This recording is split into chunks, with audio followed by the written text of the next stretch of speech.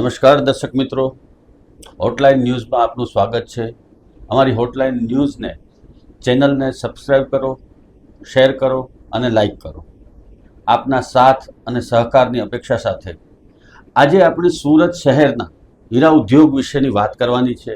આપણી સાથે જોડાયા છે સુરત શહેરના જાણીતા પત્રકાર મેલ્વિન થોમસ. મેલ્વિનભાઈ, સ્વાગત છે આપનું. થેન્ક યુ કિરીટભાઈ, thank you very much for inviting. જી મેલ્વિનભાઈ, હાલના સંજોગોમાં સુરત શહેરના હીરા ઉદ્યોગની જે પરિસ્થિતિ છે અને એના ઉપર જે વિવિધ અસરો જોવા મળે છે, વૈશ્વિક પરિસ્થિતિની અસરો જોવા મળે છે, તો એના બાબતમાં આપનું શું કહેવું છે? કિરીટભાઈ, અત્યારે બે વસ્તુ થઈ રહી છે. એક તો હીરા ઉદ્યોગની એક તો મંદી છે, એ તો બધાને ખ્યાલ છે.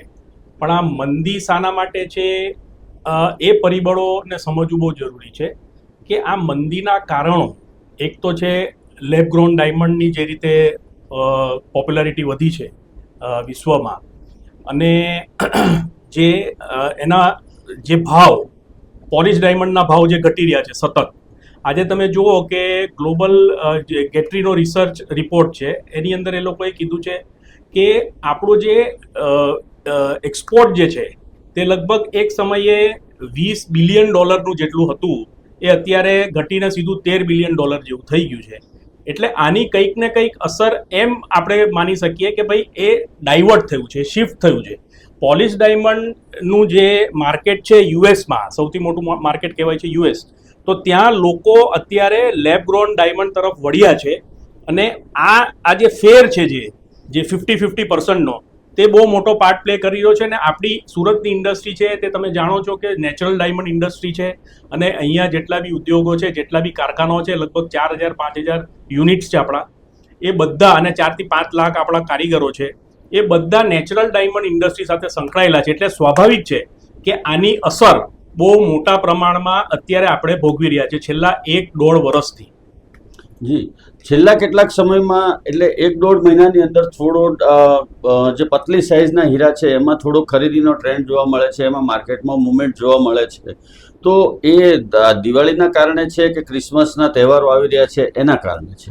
દિવાળીનો જો તમારો સવાલ બહુ સરસ છે અને વ્યાજબી છે કે ક્રિસમસનો જે ટાઈમ છે તે યુએસનો બહુ મોટો એક પર્વ કહેવાય કે ક્રિસમસનો જે મહિનો છે તે એની અંદર ડાયમંડની ડિમાન્ડ આપણે આમ વર્ષોથી જોતા આવેલા છે કે આ મહિનાની અંદર એ લોકો ઓક્ટોબર-નવેમ્બરની અંદર આ બધા ઓર્ડર જે છે તે ફૂલફિલ કરતા હોય છે. એટલે ડિસેમ્બરની અંદર ડિમાન્ડ નીકળેલી છે, ચોક્કસ છે. અને ત્યાં યુએસની અંદર સ્પેન્ડિંગ પાવર પણ વધ્યો છે. અત્યારે જ હાલમાં ડી બિયર્સનો એક રિપોર્ટ છે, એની અંદર એમણે એમ કીધું છે કે 2024ના અંત સુધીની અંદર પોલિશ ડાયમંડનું જે માર્કેટ છે, નેચરલ ડાયમંડનું માર્કેટ, તે કાફી હદ સુધી સુધરવાની સંભાવના છે. અને ઇઝરાયલ ડાયમંડ એક્સચેન્જ જે છે એણે બી કીધું છે કે લગભગ 5 થી 6% પોલિશ ડાયમંડની અંદર વધારો આવવાની શક્યતા છે, એ લોકો જોઈ રહ્યા છે. અને આ બધી જે શક્યતાઓ છે તે હું તમને વાત કરું તો પતલી સાઇઝમાં, જે સુરત આપણી પતલી સાઇઝની અંદર ફેમસ છે આખા વર્લ્ડની અંદર, આપણે પતલી સાઇઝની અંદર આપણને કોઈ બી ચાઇના બી નથી પકડી શકતું, ના ઇઝરાયલ પકડી શકે છે, ના બેલ્જિયમ પકડી શકે છે. આપણી જે તમે શું કહેવાય કે યુએસપી જે કહો તે આપણી પતલી સાઇઝમાં છે. અને પતલી સાઇઝની અંદર અત્યારે મુવમેન્ટ સારી છે. આ 50 સેન્ટની નીચેની હું વાત કરું છું. બરાબર છે. એટલે ઝીણી પતલી સાઇઝના જે ડાયમંડ છે એની ડિમાન્ડ થોડી નીકળી છે માર્કેટમાં અત્યારના સંજોગોમાં. મેલિનભાઈ, છેલ્લા 2-3 વર્ષથી ઓલમોસ્ટ બધા જ દેશોની અંદર કોઈને કોઈ જગ્યાએ વોરની ઇફેક્ટ છે.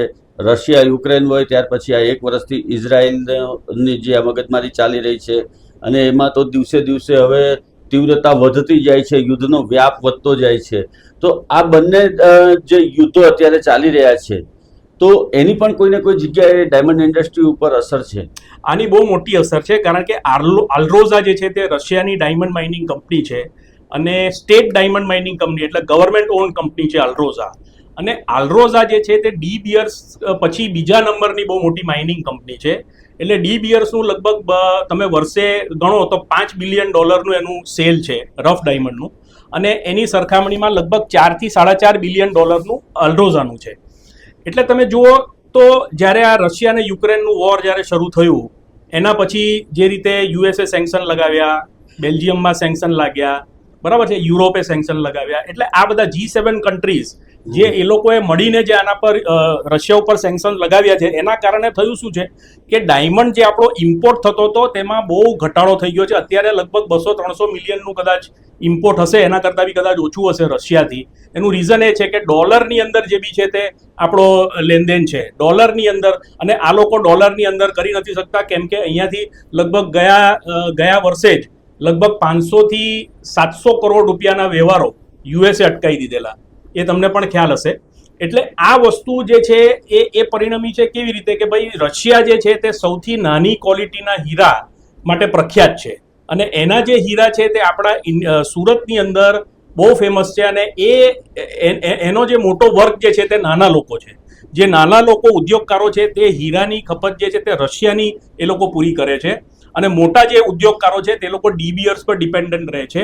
એટલે રન ઓફ માઇન્સ અને આલ્રોઝામાંથી જે માલ આવે છે તે આપણા સુરતની અંદર આવે છે, અને સુરતની અંદર એનું કટિંગ એન્ડ પોલિશિંગ થાય છે. એના કારણે જે માલ નથી આવી રહ્યો એના કારણે લગભગ ડાયમંડ વર્કર યુનિયન ગુજરાત, જે અહીંયાની જે લોકલ બોડી છે ડાયમંડ વર્કર્સની, એ લોકોનો રિપોર્ટ એમ કહે છે કે લગભગ 50,000 જેવા લોકો અત્યારે અનએમ્પ્લોયડ છે, કામ વગરના છે, અને લગભગ 1.5 વર્ષની અંદર 60 જેટલા લોકોએ સ્યુસાઇડ કર્યો છે.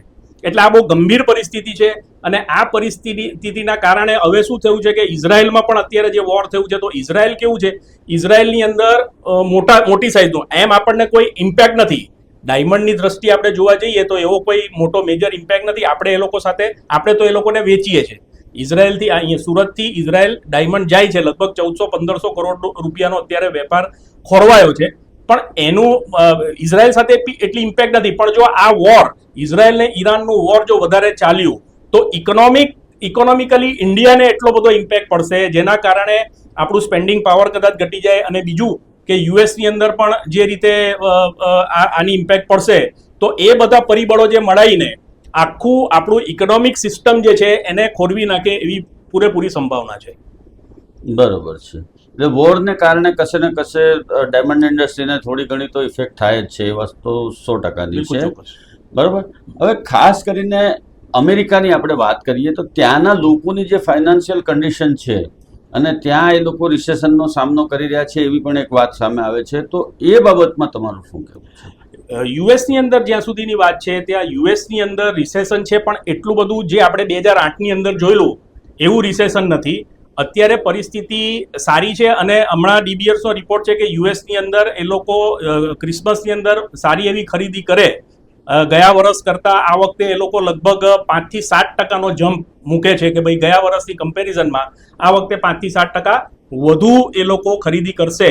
એટલે કદાચ એવું લાગી રહ્યું છે કે આ વખતે યુએસની અંદર જે પરિસ્થિતિ છે તે એવી નથી, નબળી નથી. આપણે જે કહી શકીએ ને કે પેલું 2008ની મંદીમાં હતી એવી પરિસ્થિતિ નથી. અત્યારે આપણા હીરા ઉદ્યોગકારો માટે એક બહુ સારા સમાચાર છે કે ભાઈ એ લોકો અત્યારે એક્સપેક્ટ કરી શકે કે ભાઈ યુએસના કન્ઝ્યુમર્સ આ વખતે સારું ડાયમંડ જ્વેલરીની અંદર સ્પેન્ડ કરશે. પણ વસ્તુ બીજી કેવી છે કે આની અંદર બે વસ્તુ છે, કાં તો એ લોકો લો ક્વોલિટીના હીરામાં જાય, લો ક્વોલિટી એકદમ એટલે નેચરલની અંદર બી લો ક્વોલિટી આવે છે, બહુ એકદમ હલકી કક્ષાના હીરા જે એ લોકો બહુ ખાસ પસંદ કરે છે, અને બીજું એ લોકો લેબ ગ્રોનની અંદર બી જઈ શકે. એટલે લેબ ગ્રોન અને નેચરલ એ બેની વચ્ચે અત્યારે બહુ મોટી કોમ્પિટિશન થઈ ગઈ છે. અને બીજું કિરીટભાઈ એક વસ્તુ તમને કહું કે હવે નેચરલ ડાયમંડ ઇન્ડસ્ટ્રી જે રીતે રેપાપોર્ટ ગ્રુપનો એક રિપોર્ટ છે એની અંદર એ લોકો એમ કહે છે કે ભાઈ નેચરલ ડાયમંડ ઇન્ડસ્ટ્રી હવે 50% રહી જવાની છે. એટલે અત્યારે તમે માની લો કે ભાઈ $250 બિલિયન જ્વેલરી ઇન્ડસ્ટ્રી છે આખી વર્લ્ડની, એની અંદરથી 50% એટલે લગભગ $120 બિલિયન કે એની આસપાસ આપણી નેચરલ ડાયમંડ, અને બાકીનું બધું શિફ્ટ થવાનું છે લેબ ગ્રોન પર. એટલે લેબ ગ્રોનને આ લોકો બહુ એનો સ્કોપ બહુ સારો છે, અને લોકો પણ એને પસંદ કરી રહ્યા છે. એનું રીઝન એ છે કે ભાઈ લેબ ગ્રોન અત્યારે નેચરલ ડાયમંડ, માની લો કે ભાઈ એક એક્ઝામ્પલ કે ભાઈ 1000 રૂપિયાનો એક નેચરલ ડાયમંડ આવે છે, તો એની સામે તમને 100 રૂપિયાનો સેમ ક્વોલિટીનો સેમ સાઇઝનો તમને લેબ ગ્રોન ડાયમંડ તમને મળે છે. એટલે યુએસની અંદર અત્યારે લોકો પાસે એક તો છે સ્પેન્ડિંગ પાવર છે, પણ એટલો બધો નહીં, એટલે એ લોકો પેલું લેબ ગ્રોનને એ લોકો પસંદ કરશે, મારું એવું માનવું છે. જી, આપણે વાત કરી રેપોપટની, તો રેપોપોર્ટ શું છે અને એ કઈ રીતે આ સમગ્ર ઇન્ડસ્ટ્રી જે છે એને કંટ્રોલ કરે છે, એના વિશે રેપોપોર્ટ વિશેની થોડી માહિતી આપો. રેપાપોર્ટ જે છે તે એમ કહેવાય છે કે ભાઈ એની પોતાની એક રેપનેટ કરીને એક એનું પ્લેટફોર્મ છે જ્યાં પોલિશ ડાયમંડનું ટ્રેડિંગ થાય છે. એટલે એના બધા મેમ્બર્સ છે વર્લ્ડ વાઇડ, અને એ પોતાની વેબસાઇટ પણ ચલાવે છે. અને ડાયમંડ ઇન્ડસ્ટ્રીને લગતા જે બી અત્યારે જે પ્રાઇઝિંગ પોઈન્ટ છે, પ્રાઇઝ ઇન્ડેક્સ, એ ડાયમંડ ઇન્ડસ્ટ્રીને લઈને એ બધા પ્રાઇસ જે બી તમારે આજે માની લો હીરો ખરીદવો છે, આજે કોઈ બી એક BS1 કે ભાઈ જે બી કોઈ બી સારી ક્વોલિટીનો તમારે હીરે ખરીદો, તો એનું તમારે પ્રાઇસ પોઈન્ટ ઇન્ડિકેશન જે છે તે રેપનેટનું ઇન્ડેક્સ છે કે ભાઈ રેપનેટની અંદર શું ભાવ અત્યારે એમણે અઠવાડિયે ભાવ બહાર પાડે, એટલે એને તમે એ રાખીને એનું જે પેલું શું કહેવાય કે એક બેન્ચમાર્ક રાખીને પછી એ ટ્રેડ થાય છે આખા વર્લ્ડમાં. એટલે એ રીતે રેપનેટનું જે છે તે બહુ મહત્વ છે. અને અત્યારે વર્લ્ડની અંદર ખાલી એક જ છે, એકમાત્ર રેપનેટ, જેનાથી તમે હીરાને આપલે કે વેચી શકો છો, કે જે બી એનું પ્લેટફોર્મ બી છે, ત્યાં ઓપ્શન બી થાય છે, બધી રીતે એની સુવિધાઓ એ લોકોએ ઊભી કરી છે. એટલે આ રેપનેટ બહુ મહત્વનું એક અંગ છે ડાયમંડ ઇન્ડસ્ટ્રી માટે. મિલિંદભાઈ, છેલ્લા ઘણા સમયની અંદર, છેલ્લા થોડા સમયમાં આપણે જોઈએ તો નેચરલ ડાયમંડને કાઉન્ટર કરવા માટે લેબગ્રોન ડાયમંડ ઇન્ડસ્ટ્રી પણ ધીમે ધીમે વિકસી રહી છે. સુરત શહેરમાં ઘણા બધા યુનિટો એવા છે. તો એની કેટલા ટકા આ ઓરિજિનલ જે નેચરલ ડાયમંડનો જે બિઝનેસ છે એના ઉપર કેટલી અસર હોય લેબગ્રોનની? જો કિરીટભાઈ, આપણે આમ જોવા જઈએ તો ઇન્ડિયામાં અત્યારે જે પ્રોડક્શન છે ને જે સપ્લાય છે, આપણે ઇન્ડિયા અત્યારે ખાલી 15-20% પર બેઠું છે. મોટો સપ્લાયર છે ચાઇના, સિંગાપોર અને હોંગકોંગ ને આ બાજુ બીજી બધી જગ્યાઓ પરથી હીરાનું મેન્યુફેક્ચરિંગ થાય છે.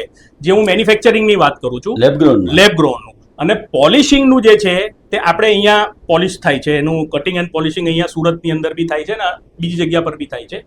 પણ વસ્તુ એ છે કે લેબગ્રોન ડાયમંડને અત્યારે પરિસ્થિતિ એવી થઈ ગઈ છે કે ભાઈ લોકોએ ઇન્વેસ્ટમેન્ટ કર્યું છે. આપણા સુરતમાં બી ઘણા લોકો છે, મોટા લોકો છે, ઈચ્છાપોર જ્વેલરી પાર્કમાં છે, આમ બી છે, બીજા બધા બહુ ગ્રો બી કરે છે ડાયમંડને, અને એ લોકોએ ઇન્વેસ્ટમેન્ટ બી રિએક્ટર્સમાં બહુ કર્યું છે, બરાબર છે. પણ એ વસ્તુ એ છે કે અત્યારે લેબગ્રોન પોલિશના ભાવ જે છે તે $100 હતા, એના અત્યારે $10 પર ચાલી રહ્યું છે. આ હું તમને વાત કરું છું હોલસેલની વાત.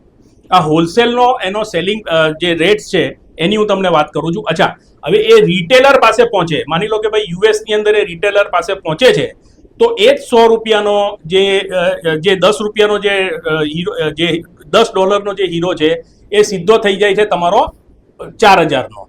એટલે એની તમે વિચાર કરો કે ભાઈ રિટેલર જે લેબગ્રોનનો જે જ્વેલરી સાથે ડીલ કરે છે એનું કેટલું બધું માર્જિન છે. આ લોકોને તો બહુ ઓછું મળે છે, પણ રિટેલર બહુ કમાઈ રહ્યો છે. એની સામે એ વસ્તુ માની લો કે ભાઈ લેબગ્રોનનો જે $4.5 જે એક હીરો છે, બરાબર છે, એને સેમ વસ્તુ નેચરલની અંદર 50,000 છે, તો 50,000 નેચરલની અંદર એને $3,500 મળે છે. તો અહીંયા એને 10ની સામે એને લગભગ સારામાં સારું પ્રોફિટ એને મળે છે. એટલે એ લોકો માટે બહુ લુક્રેટિવ આ બિઝનેસ છે લેબગ્રોનનો. એટલે એ લોકો અત્યારે છોડવા માંગતા નથી, અને લેબગ્રોનની ડિમાન્ડ બી એ રીતની છે, લોકો માંગી બી રહ્યા છે. અને રિટેલર માટે અત્યારે બખ્ખા છે, તમે એમ સમજી લો. આપણા જે મેન્યુફેક્ચરર છે એ બિચારા અત્યારે ઇન્વેસ્ટમેન્ટ કરીને બી એ લોકોને એટલું મળતું નથી, પણ એ લોકો અત્યારે કમાઈ રહ્યા છે યુએસની અંદર બેસીને. બરોબર છે. લેબગ્રોનને કારણે જે જ્વેલર્સ ત્યાંના છે એ લોકોને બેનિફિટ છે મોટો, પરંતુ અહીંયા જે લોકો યુનિટો છે ચલાવે છે અથવા તો જે છે એ લોકોને થોડી તકલીફ વધારે છે. મિલિંદભાઈ, દિવાળીના તહેવારો આવી રહ્યા છે ત્યારે હીરા ઉદ્યોગમાં કારીગર વર્ગ જે છે એ લોકોને એક આશા અપેક્ષા હોય છે કે એમને બોનસ મળે. આ વખતે પરિસ્થિતિ કેવી છે અને બોનસ વિશે હીરા ઉદ્યોગકારોનું શું મંતવ્ય મળી રહ્યું છે? આ વખતે કિરીટભાઈ પરિસ્થિતિ બહુ ખરાબ છે, કારણ કે આ છેલ્લા લગભગ 1.5 વર્ષથી આ મંદી ચાલી રહી છે હીરા ઉદ્યોગમાં. અને આ વખતે કદાચ પહેલીવાર એવું હશે 2008 પછી કે ભાઈ પહેલીવાર આ જેટલા બી કારીગરો છે, જેટલી બી મોટી કંપનીઝ છે, જે નાની કંપનીઝ છે, એ લોકો આ વખતે બોનસ આપવાના નથી. એ સ્પષ્ટપણે એક ચર્ચા ચાલી રહી છે, અને 100%ની વાત છે.